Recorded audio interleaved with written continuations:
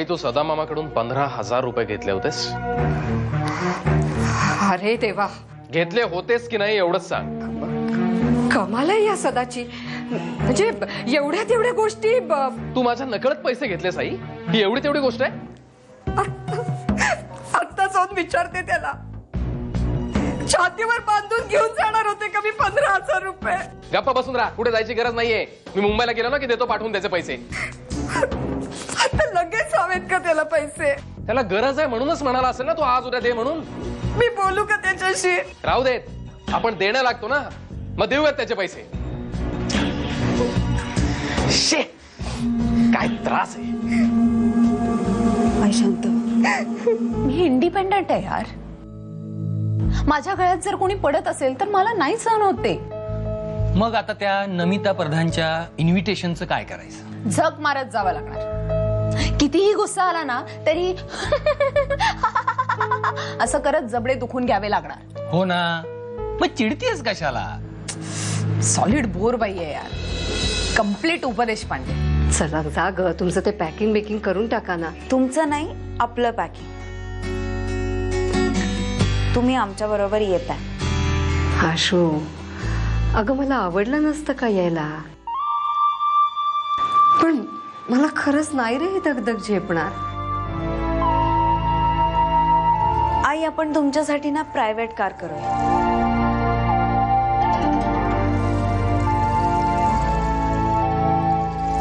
आशू नको ग, अगं खूप पैसे पडतील त्याला. फार पैसे लागणार नाहीत हो ना समीर? मला आवडेलच ना आई. मला एअरपोर्ट पर्यंत सोडायला आले तर. आता तुम्ही एवढा आग्रह करताय तर येते मी तुमच्या बरोबर.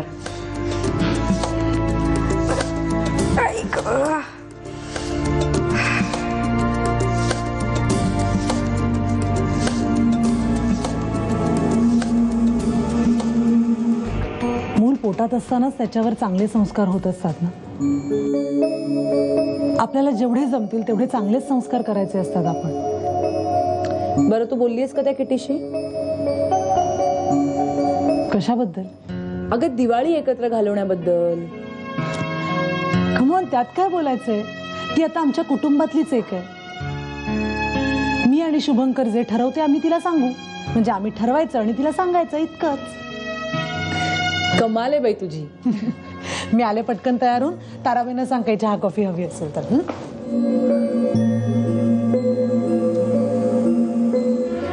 अश्विनी, आईला इथून मुंबईला प्रायव्हेट गाडीने न्यायचं कसं शक्य आहे? खर्च किती येईल याचा विचार केलास? समीर, झालं, ठरलो ना मी वाईट. माझ्याच आईला आराम मिळावा म्हणून तू हे बोललीस आणि पैशांचा विचार करून मी त्याला मोडता घालतोय असं चित्र निर्माण झालं ना आता. मला तसं अजिबात वाटत नाही. तू प्रायव्हेट गाडीसाठी नाही का म्हणतोस हे कळत नाहीये मला. अगं, प्रायव्हेट गाडीने जायचं म्हणजे सरळ सरळ 3-4 हजार रुपये जाते. कसा भरून काढायचा हा खड्डा? आणि त्यातूनच मामाचे 15,000 पण द्यायचे. समीर, काहीच लक्षात येत नाही ना तुझ्या? त्या 15,000च्या प्रकरणामुळे आईना आधीच खूप अपराधी वाटते. अरे, आई आहेत ते आपल्या. आशू, मला समजतंय, पण मी काय म्हणतोय हे मला कळतंय. सगळं कळतंय. आईंसाठी पैसे कशाला खर्च करायचे असा विचार तुझ्या मनातही येणार नाही याची खात्री आहे मला. पण कर्ज फेडण्यासाठी काही गोष्टी टाळाव्यात आणि त्या तू टाळतोयस हेही कळतंय मला. कर्ज फेडायचं म्हणजे खर्चाला शिस्त नको का? ते मी बघते, पण आईंसाठी होणाऱ्या या खर्चावर तू प्लीज काट मारू नकोस. पण मी हे तुझं एका अटीवर ऐकेन. तू रडायचं नाहीस.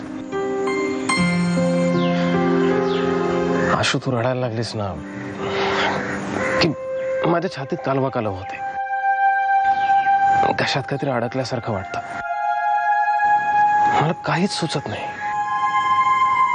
ठीक आहे, नाही रडणार.